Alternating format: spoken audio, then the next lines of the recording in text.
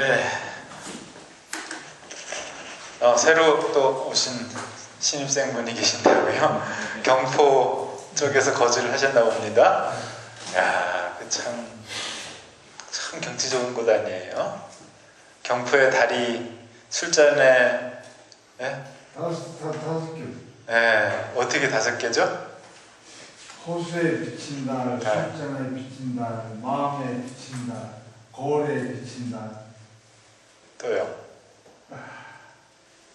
님의 얼굴에 비친 달. 그렇죠. 경포 호수에서 이제 우리 사랑하는 님과 술잔을 기울이게 되면 달이 5개가 뜬다. 경포에 하나 뜨고 바다에 하나 뜨고, 그렇죠? 예, 또 술잔에 하나 뜨고 그대의 눈에 하나 뜨고 어디요? 마음에요? 하늘에 하나 뜨는 거죠, 그죠? 예, 그렇게 해서 5개가 뜬다는 아주 제가 그 경포에 아마 8년도인가 봅니다. 2008년도에 경포에 가가지고 그 경포 호수를요, 한 2바퀴 정도 이렇게 조깅을 한 적이 있습니다. 그때 제가 마라톤 아주 그 광적으로 했던 해거든요. 2008년을요. 제가 하프 마라톤 대회만 한 20번 나가고 풀코스를 3번 뛰고 그러니까 항상 어디를 가든 그 마라톤 복장을 하고 다녔습니다. 딱 신발하고 마라톤복 딱 착용하고 있다가 탐방 가면 뛰는 거예요. 근데 휴가지에 가도 그 버릇을 못 고치겠더라고요. 안 뛰니까 뭔가 몸이 좀 근질근질하고 그래서 뭔가 찌뿌둥해요. 야, 이거 안 되겠다. 거기서 또 뛰었습니다. 아주 괜찮더라고요. 이렇게 서클이 있어서. 참 그 사람이 가지고 있는 그 습관이라는 거는요, 참 만만치가 않죠. 자동으로 그렇게 되는 거예요. 제가 그 차량이 좀 이 바깥에 기스가 많이 나가지고요. 지금 맡긴 상태예요. 그래서 그게 한 일주일 정도 공사가 걸리더라고요. 겉에 좀 긁힌 부분들 이런 거를 제가 그 카니발 차량을 가지고 있는데 이제 한 17만 킬로 뛰었어요. 근데 그게 10년이 더 지났거든요. 2001년도 차량인데 17만 5천 킬로 뛰었으면 많이 뛴 거예요? 적게 뛴 거예요? 어떻습니까?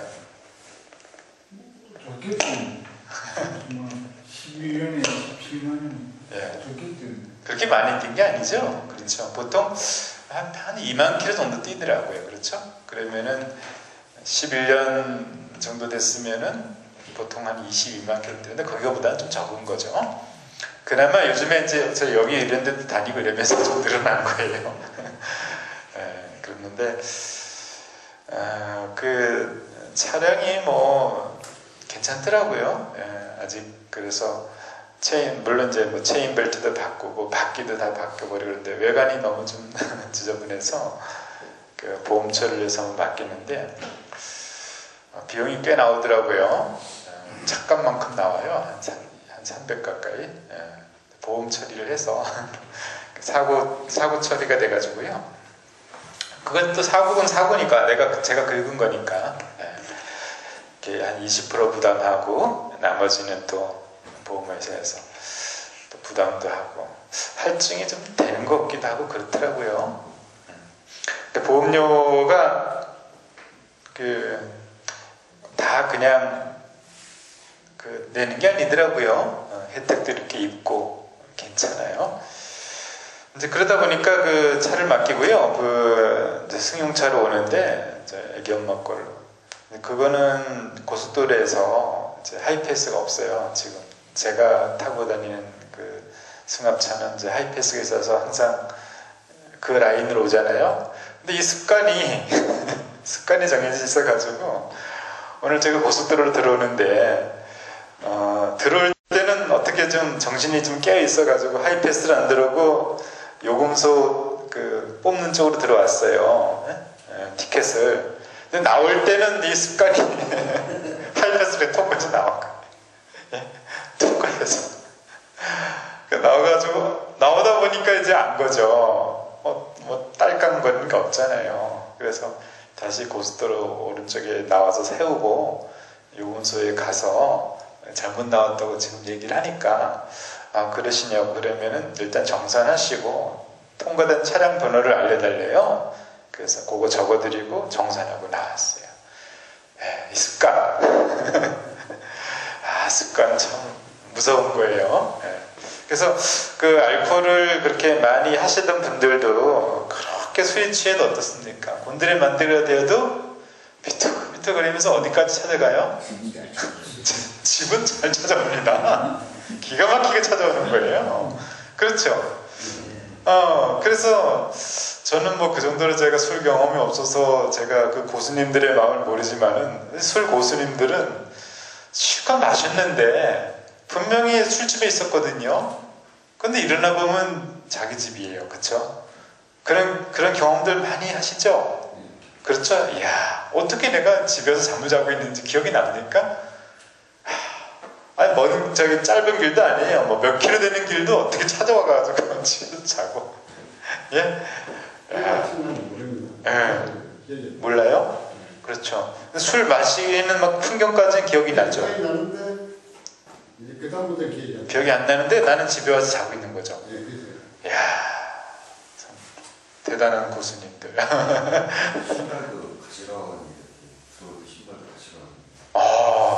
신발도 가지런히 돼 있고요. 옷도 걸어놨는데 기억은 안 나고. 이야, 언제나 저는 그 경지에 이를 수 있습니까? 그게 바로 이 도의 경지 아닙니까? 도. 별 생각이 없는데 일은 다 진행이 되고요. 주도예요, 주도. 경지가 이르게 되면은 이렇게. 그래서 근데 이게 이제 도가 된다면은 사실 얼마나 좋아요. 술을 먹으면서 도의 경지에 이른다면은 술이 문제가 안 되죠, 그렇죠? 그러니까 뭐 태백 선생이라든지 이태백, 그래서 뭐 물론 달을 좋아해서 뭐 그렇게 그런 얘기 우화도 있지만 물속에 비친 달에 그 술 좋아하셨잖아요, 그렇죠? 근데 당대 최고의 그 시인으로서 명성을 떨쳤잖아요. 과연 이 술이라는 게, 그렇죠?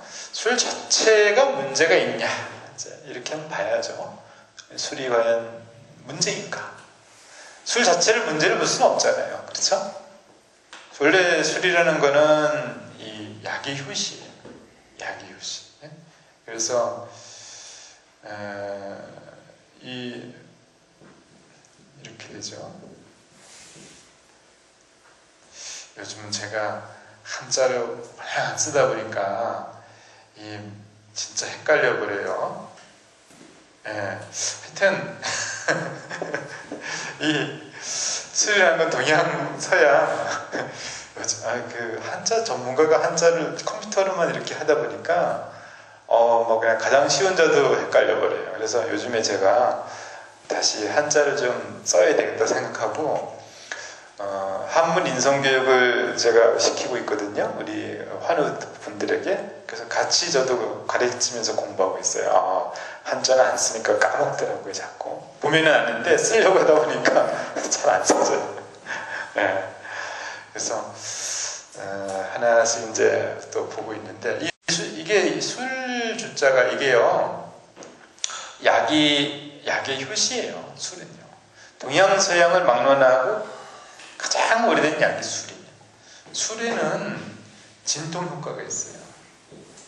또 진정 효과가 있거든요. 진정제로서. 그 다음에 이제 혈액 순환을 왕성하게 혈관 확장 효과도 있고요. 이게 무슨 조금만 마시면 오히려 이제 소염 효과도 있을 수가 있어요. 많이 마셔서 문제죠. 그러니까 최고로 좋은 약이죠, 이 술은. 그래서 술을 적절히 마시면은 건강이 오래 이롭습니다. 그래서 실제로 포도주 이런 거 있잖아요. 그런 걸 실험 조사를 해보면은 포도주를 뭐 하루에 한 몇 잔씩 이렇게 가볍게 취하지 않을 정도로만 마시는 분들은 심장병 예방률이 안 마시는 사람보다 훨씬 더 좋다. 이런 보고서들이 나오고 있거든요. 그래서 예, 이 술을 컨트롤할 수 있다면 참 괜찮은 거죠. 근데 우리가 이제 알코올 중독이다, 알코올이 문제가 되는 거는 우리 속칭 우리 말로 그죠? 내가 술을 먹는 게 아니라 뭐죠? 술이 나를 먹는 이제 그걸 이제 중독이라는 거죠. 그러니까 이런 그 예전에 보면은 이제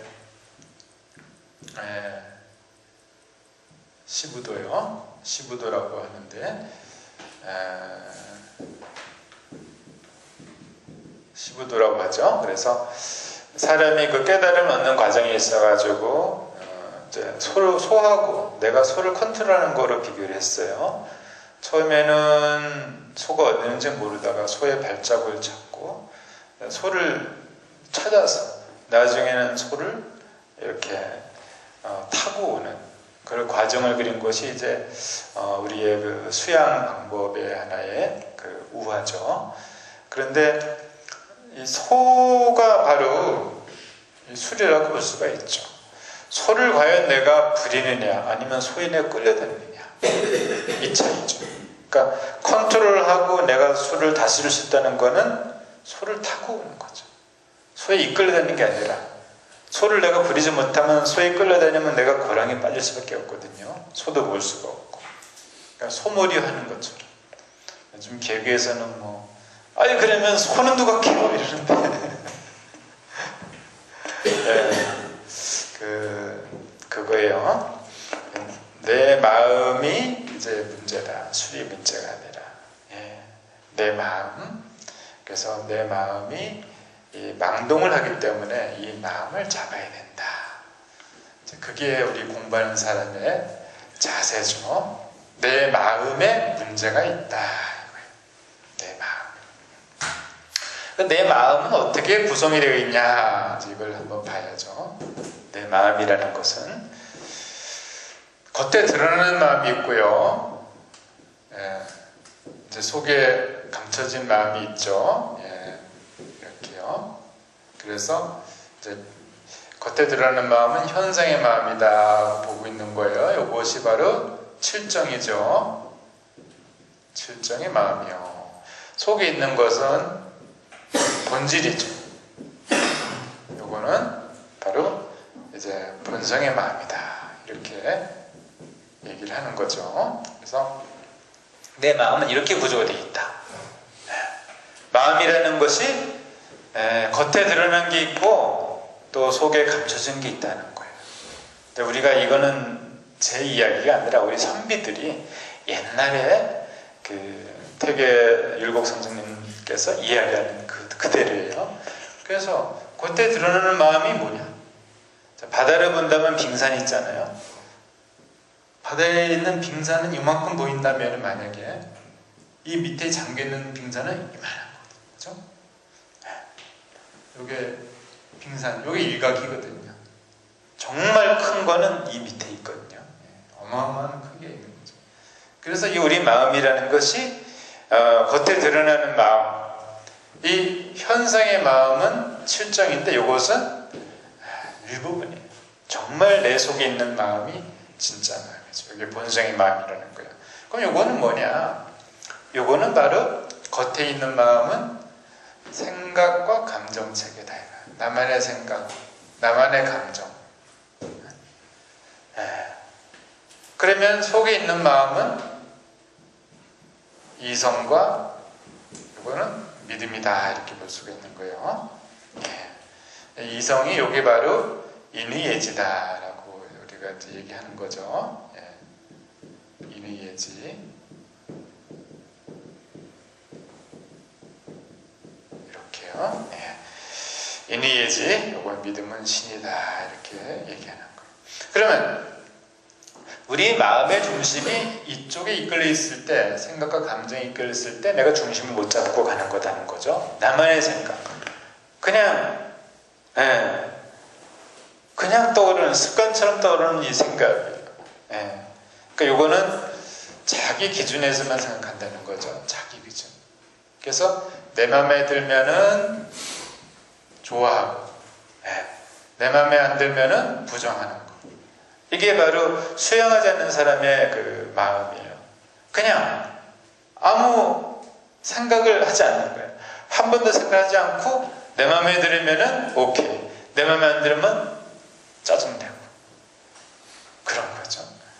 그러다 보면은 이제는 이제 감정이 복잡해져요. 화가 많이 납니다. 화가 많이 나고 불안해질 수 있고요. 또 두렵기도 하고 또 혼란도 생겨요. 이런 감정들이 막 일어나죠. 그러다 보니까 내가 정상적인 삶을 살지를 못해요. 이런 것 때문에. 그래서 우리가 이제 이 마음을 잡아야 된다. 그러면은 중심을 여기다 두는 게 아니라 여기다 두자는 것을 인의예지. 인정하고 존중하고 경계심도 가지고 있고 반성하고 겸허하고 양보도 할 줄 알고 그리고 만족할 줄 알고 감사할 줄 알고 이런 마음이요. 이런 마음을 우리가 가지고 살자.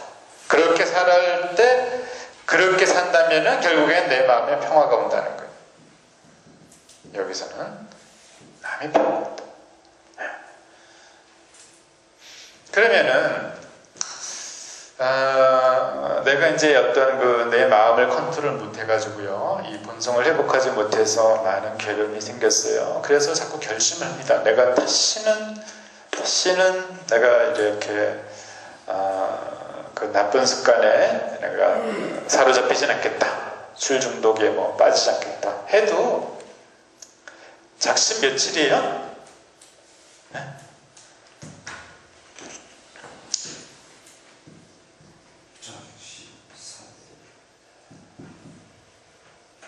어떤 초등학교에서요, 아무리 결심을 해도 조금 있으면 다 무너지는 경우가 있는데 그거를 뭐라 그러냐 해서 초등학교에서 이렇게 작, 네모, 삭, 삼하고 네모를 쳤대요. 그랬더니 그렇게 결심을 해도 자꾸 무너지는 거, 이걸 뭐라 그러냐 그러니까 초등학생 여기다 이렇게 채웠다 그래요.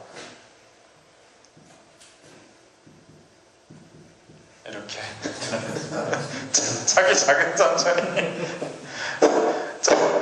작은 삼촌이 내 그렇게 무너지더라고요. 초등학교가 조금만 뭐 술 안 먹겠다고 하더니 또 삼촌이 술 먹고 들어오고 또 술 먹고 들어오고, 그래서 작은 삼촌이라고 이런 얘기가 있어요. 그래서 아무리 결심을 해도 이 작은 삼촌이 안 되는 거예요. 3일을 못 넘기고 작은 삼촌. 그래서 우리가 보면은 아무리 결심을 해도 이 답이 안 나오고 작은 삼촌이. 그래서 작은 삼촌이 바로 누구예요? 조카가 보는 나의 모습이잖아요, 그렇죠? 조카가 보는 나의 모습. 그래서 이 작은 삼촌을 탈피하기 위해서는 그렇죠? 다 경험이 있으신가 봐. 그래서 이거를 그냥 넘어갈 수가 없어. 제가 봐도 아주 작은 삼촌이 조카가 그런 거. 그래요. 그게 결심으로 이게 안 된다는 거예요. 결심으로 아무리 결심해도. 그 컴퓨터에 보면은 이제 바이러스가 먹잖아요. 그러면 컴퓨터 자체가 수리를 못해요. 왜냐면은 수리를 하려고 그 자체에서 프로그램을 작동시켜도 프로그램 자체도 감염이 되어 있기 때문에 안 되거든요. 외부에서부터 들어와야 돼요. 외부에서 이제 백신을 공급해가지고 그 치료해야 되듯이 마찬가지. 안 되는 그 결심은 안 된다. 결심으로 우리가 된다면은요, 뭐 다 고쳤죠. 내가 이제 이거 뭐 술에 내 이끌려 다닐 필요는 없지 않느냐. 술을 내가 컨트롤해야지. 결심은 뭐 한두 번 했습니까? 100번을 해도 안 되는 거예요. 절대 안 됩니다. 안 되는 거예요. 그래서 그럼 어떻게 되느냐? 우리가 공부를 해야 된다. 공부. 마음 공부를 해. 성인의 말씀을 읽고 자꾸 내가 쓰고 듣고 이렇게 공부를 해야지만이 비로소 내가 이 습관으로부터 벗어날 수 있다 이거야. 공부를 하게 되면은 작은 나를 떠나서 큰 나를 찾을 수 있는 더 큰 나. 여기서 이제 평화를 찾는 거야. 평화를 찾게 되면은 내가 평화로우면은 더 이상 이제 찾지 않게 되는 거죠. 예, 우리가 큰 이렇게 전기불이 들어온 이후로 촛불 안 켜잖아요. 그렇죠? 예. 저는 그 시골에 제가 그 새마을운동하고 그럴 때 그 초등학교였는데요. 그때 시골에 이제 전기불이 들어오더라고요. 그래서 처음에는 이제 이게 뭐예요? 예, 예, 그거 백열전구가 들어왔죠.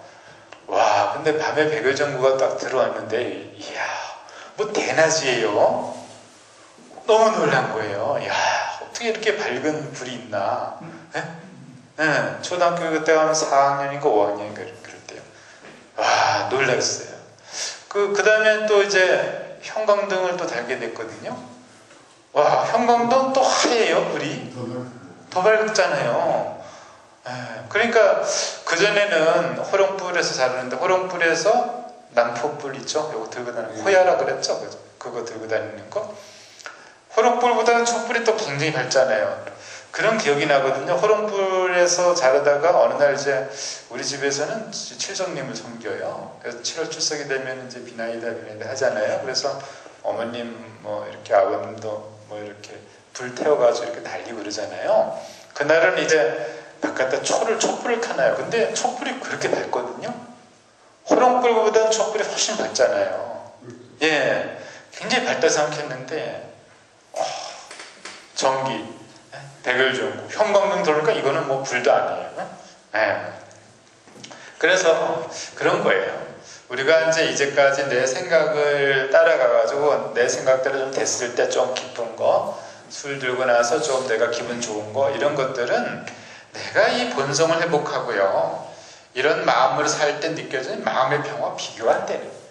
이거는 전기불이라면은, 예, 이제 이런 거는 호롱불이죠.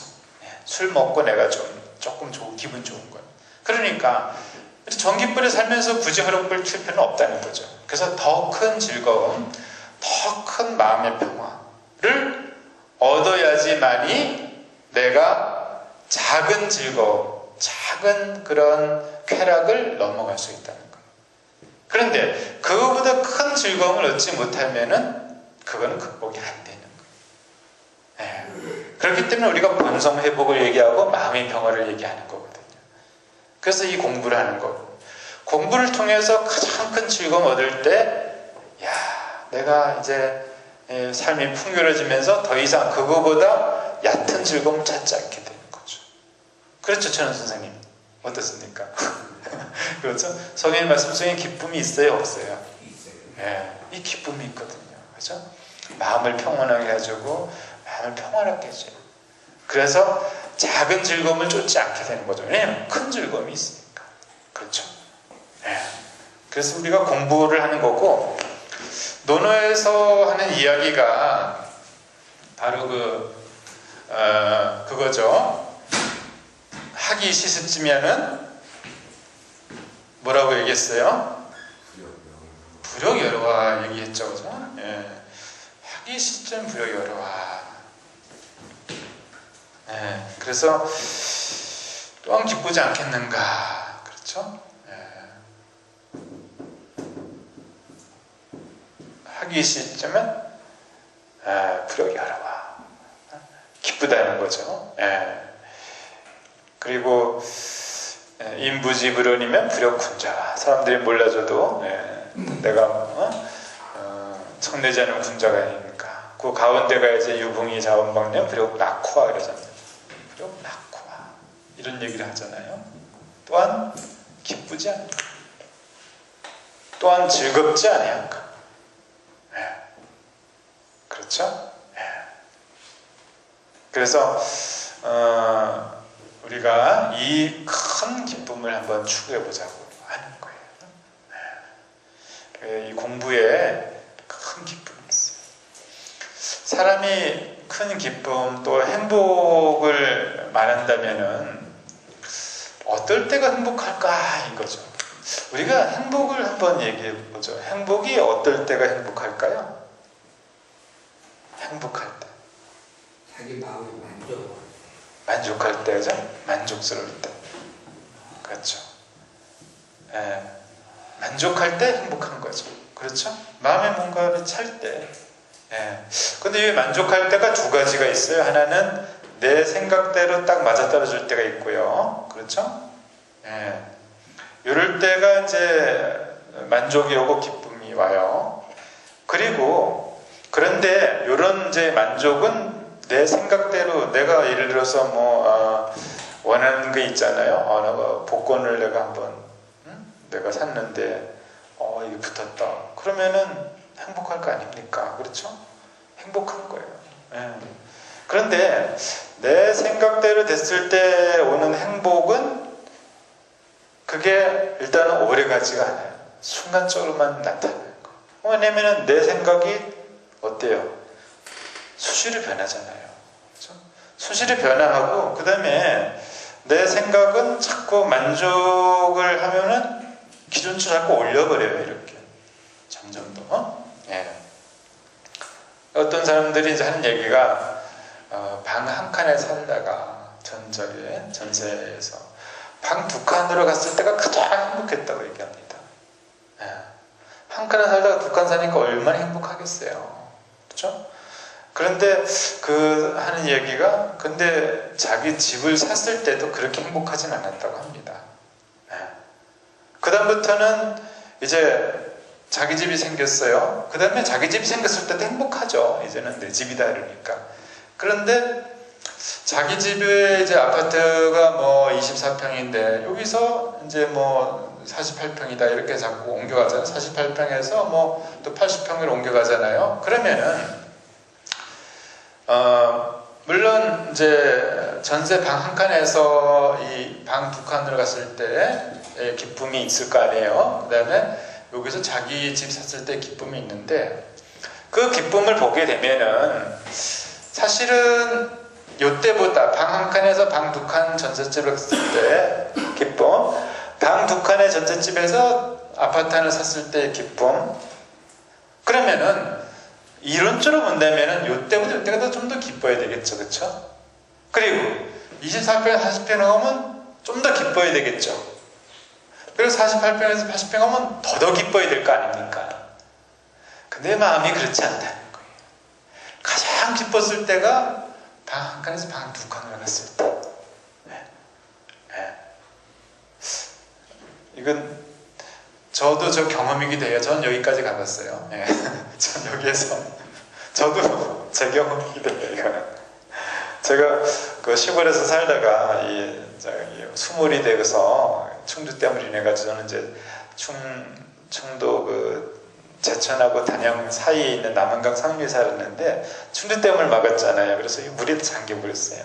그래서 저는 먼저 올라왔습니다. 서울 쪽에.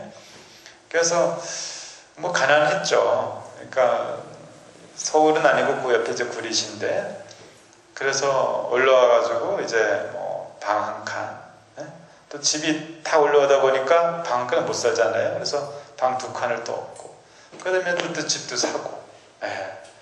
이렇게 옮겨가 봤는데 저도 그래요. 이건 다른 사람도 얘기하는데 제가 경험해도 방 한 칸에서 방 두 칸 갔다가 제일 행복하더라고요. 그냥 여기서는 이만큼 행복이 오지 않아요. 오히려 여긴 그냥 무덤덤한 정도예요. 그냥 조금 더 낫겠다 그러는 건데 그럼 뭐냐 이거죠. 정말 내가 행복한 적은 내 생각대로 다 된다고 해서 행복한 게 아니라는 거예요. 내가 많이 그만큼 배고팠을 때, 내 마음이 많이 비워져 있을 때, 그때가 가장 행복한 거예요. 정말 내가 배가 고프고 먹을 게 없어요. 그럴 때 빵 한 조각 먹을 때, 그 백석이 떡 하나 먹을 때 그 기쁨이 얼마나 큽니까? 그때 내가 좀 배가 불러가지고 뭐 호텔에서 최고 요리를 먹어도 그만큼 맛있지는 않거든요. 그렇죠? 그러면은 우리가 느끼는 행복이라든지 만족이라든지 이런 거는 내 생각이 채워진다고 해서 채워지면 행복하겠지만 그것이 큰 행복이라고 볼 수는 없다는 거예요. 그 옛날에 그 뭐예요? 임진왜란인가 언젠가 임금이 그 어딜 가가지고 배가 고플 때 먹은 도루묵고기가 그렇게 맛있어가지고 그렇죠? 그 배가 고플 때 없었을 때 다시 그 궁으로 와가지고 그 고기가 뭐냐? 그 고기 좀 대령하라. 그래서 그 고기를 잡아다 드렸더니 너무 맛이 없는 거예요. 왜? 궁중에서는 이제 뭐 모든 게 갖춰졌는데 그러니까 그 도루묵이라 그래가지고 도루묵이 됐다고 하잖아요. 그 도루묵고기를 먹어 자신도 보셨죠? 어떻습니까? 맛있어요? 시간의 필요입니다. 배고플 때는 맛있고 그렇죠? 내가 풍족할 때는 그 고기에 별로 맛이 없는 거예요. 예. 그래서 우리가 행복하고 어떤 진짜 만족스럽고 그래서 행복이 오는 건데 큰 행복이라는 거는 정말 큰 행복은 배가 고파져. 그렇죠? 없어야 주는 거고 마음이 비워져야지만이 행복할 수 있다는 거. 내 마음에 이런저런 잡생각이 많고 욕심이 가득 차 있고 그렇다면은 행복은 멀어진다는 거. 그게 참 묘한 거죠. 마음에 여러 가지 잡생각, 짐들 이런 게 없어져야 된다 이거죠. 그래서 허심이다. 허심. 동의보 가면 이제 허심을 얘기하는데 허심합도 이렇게 얘기합니다. 동의보가 있는 얘기예요. 허심이면 도와 합한다.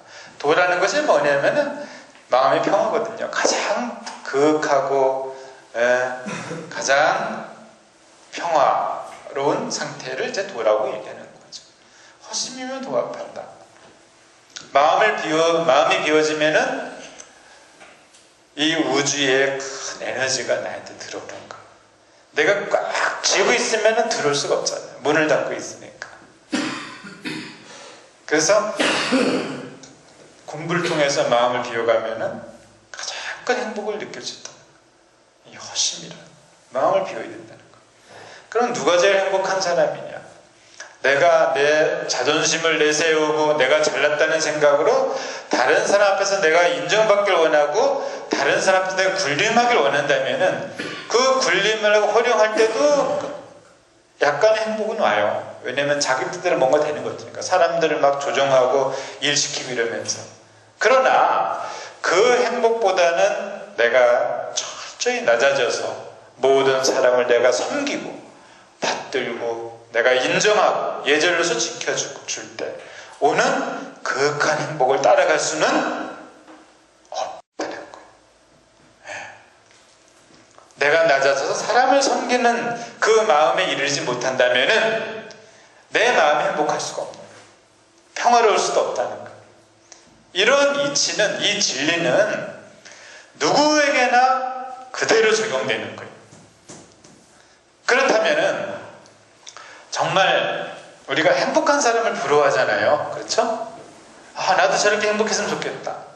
부러워하는데 실제 행복하려면은 낮아져야 된다는 거예요.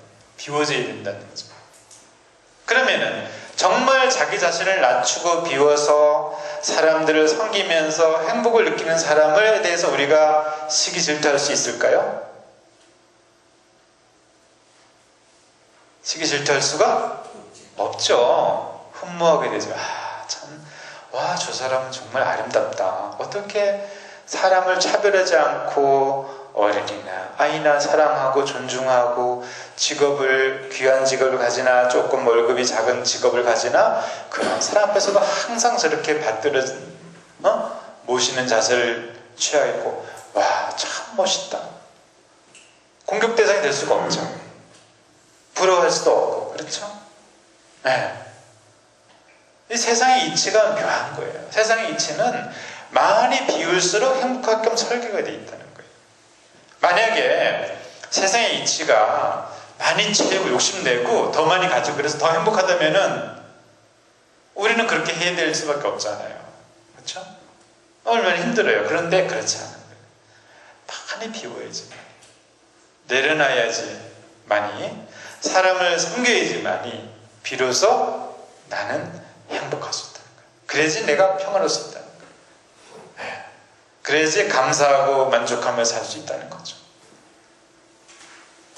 어떻게 내가 비워나가야 될 것이냐가 남는 거죠. 사실 우리가 어른이 된다는 거는 어떻게 보면은 많이 채워나가는 거죠. 아이들은 어떻습니까? 아이들의 눈으로 바라보는 이 세상 얼마나 경이롭습니까? 모든 게 다 새롭잖아요. 2살, 3살 아이들이 바깥에 나오면 하늘만 봐도 너무 좋잖아요. 눈이 내리면은 뭐 신나잖아요. 네. 우리는 진부해져서 생각이 많아지게 되면은 사시사철의 변화가 일어나도 그걸 모른다는 거. 다시금 나를 닦아서 내가 어린아이와 같은 감성을 얻는 거. 어린아이처럼 살 수는 없겠죠. 어른은 어른담이 있어야 되지만은 감성만큼은 어린아이로부터 우리가 배울 게 있다는 거. 그렇게 마음을 비운다면은 그런 감성이 전해지는 거죠. 공부를 많이 닦게 되면은 이런 자연의 변화에 대해서 아주 큰 내 감흥이 오는 거죠. 그래서 뭐 절에 뭐 이제 스님들 뭐 잘 닦이게 되면은 이제 봄이 오면은요 조금 있으면 이제 날씨도 벌써 많이 풀렸어요. 그렇죠? 저번 주까지는 뭐 2월 달에도 그냥 맹추위가 그냥 몰려오더니 얼마나 가겠습니까? 이제 풀리기 시작했어요. 조금만 따뜻해지면 어떻습니까? 이제는 올라오잖아요, 새싹들이. 그렇죠? 예. 그 새싹들은 생각보다 빨리 올라오더라고요. 그렇죠? 그래서 좀 따뜻해져가지고 좀 새싹 있나 보려고 보면은 벌써 많이 올라져 있고, 그리고 좀 춥다 싶은데도 3월이 되면 어떻습니까? 이렇게 낙엽 이런 걸 들춰내면은요, 벌써 그 안에 새싹들이 많이 올라 있어요. 예. 그런 걸 보면서 참 이 삶의 경이로움을 우리가 느끼는 거죠. 참 예쁘다. 와, 너네들 이 추운데 어떻게 올라왔니? 이렇게 말하고 싶은 그런 그 소녀의 그 감성을 우리가 얻을 수 있는 거예요. 그런 걸 얻는 사람이 행복한 거라는 거죠. 그 풀잎을 보고 또 5월이 돼봐요. 나무에서 이렇게 막 돋아난 이 나뭇잎들은 아주 굉장히 신선하고 팍팍하잖아요. 그 새싹들 보면은 여름하고 또 다르잖아요. 너무 이쁜 거예요. 내가 그런 걸 보면서 참 아름답다, 예쁘다, 와 오늘 너무 기분이 좋다, 이런 걸 내가 못 느낀다면은 과연 무엇을 가지고 우리가 행복을 느낄 수 있겠냐 이거죠. 그렇잖아요. 가장 작으면서도 이런 찬란한 자연의 변화에서도 내가 행복감을 못 느껴요. 그러면 그 사람에게 무슨 일을 해준들 행복하겠냐 이거야. 돈이 100억을 갖다 주면 행복하겠어요? 아니면은 자기 원하는 것 갖다 주면 행복하겠냐 이거죠. 행복할 수가 없는 거예요. 작은 거에 행복을 못 느끼기 때문에 큰 거에도 못 느낀다는 거죠. 그 감성이 무뎌져 있기 때문에 우리는 공부를 해서 그런 거 한번 느껴보자는 거예요. 내가 공부에 대해서 마음이 비워진다면은 그런 작은 자연의 변화들로부터 큰 행복을 느낄 수 있다는 거예요. 시인들이 옛날에 그 시를 쓴 게 다 그런 거 아닙니까? 그래서 뭐 다 보면은 자연의 그 뭐 새들의 그런 울음소리, 그 다음에 벌판에 있는 자연의 환경들, 뭐 달, 뭐 구름, 뭐 비 이런 걸 가지고 다 노래를 했잖아요. 그게 뭐냐 이거죠. 그 감성이 발달된 거예요. 많이 비워져 있기 때문에. 많이 비울수록 더 풍요롭다는 거예요. 왜 비우냐 이거죠. 왜? 더 많이 우리가 풍요를 누리기 위해서 비우는 거예요. 비워서 뭐 하려냐 이거죠. 그래서 풍요롭게 살기 위해서 우리가 이 공부 왜 하냐 이거죠. 나를 내려놔. 내 고집, 내 생각 내려놓자는 거. 그래서 본성을 회복해서 그것만큼 우리가 행복하자는 거죠. 일단 한 문장 한번 읽어봅시다.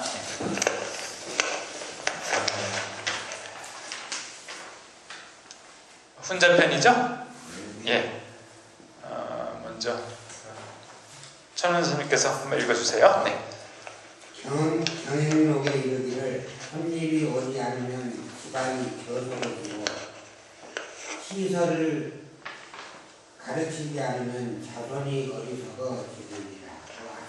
네, 그렇죠. 손님이 오지 않으면은요 집안이 저속해진다 그랬어요. 자, 손님이 오지 않는다는 것은 손님이 오지 않는다.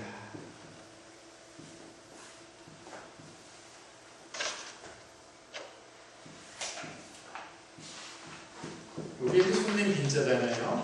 여기 파자를 보면 여기 집이잖아요. 집에요. 여기는 이제 이 적을 숫자죠. 여기 작을 숫자잖아요. 요거는 이제 적을 숫자죠. 그래서 이런 사람들이 자잘한 사람들이 많이 와야 된다는 거죠. 잘하는 사람들이 요건 조개 패자예요. 그렇죠? 요 조개 패자라는 거는 이제 재물을 뜻했어요, 옛날에. 그러니까 이 집안에 요거는 이제 작은 사람들을 얘기하는 거고, 사람들이 재물을 가지고 오는 거, 이것이 손님이다라고 얘기했어요. 그러니까 이 패자가 들어가는 게 이제 묘한 거예요. 조개 패자가. 그래서 뭔가가 내가 있으면 뭔가가 와야지만이 생기는 게 있다는 뜻이거든요. 손님 자체가. 그러니까 손님이라는 거는, 손님은 뭔가 오면은 나한테 이득이 있다는 얘기예요. 손님이 오게 되면은, 예를 들어서 손님이 빈손으로 왔어요.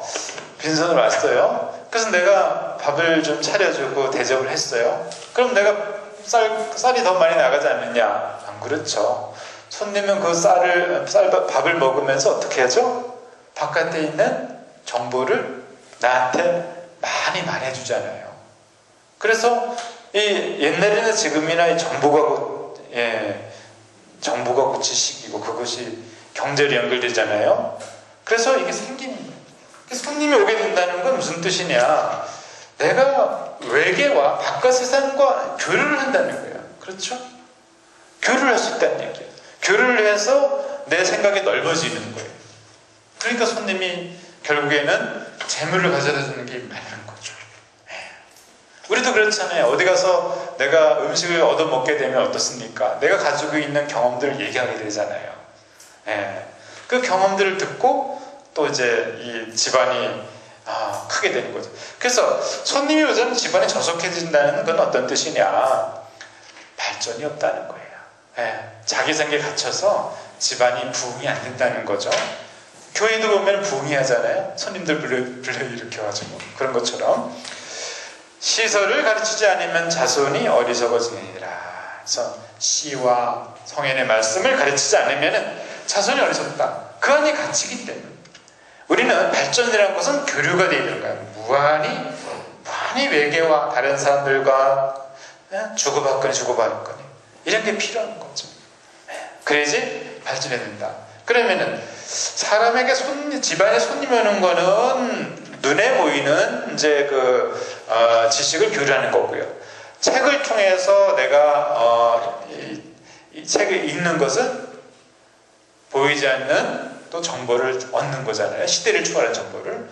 그래서 항상 이런 우리의 마음으로 살아야 된다라고 이제 가르치고 있는 거죠. 교류를 하자. 나만의 생각에서 벗어나서 다른 사람의 생각도 많이 들어보고 거기서 유익한 것을 내 것을 만들어가는, 이것이 바로 지혜로운 삶이다를 볼 수가 있죠. 네, 10분 쉬었다 할게요. 네.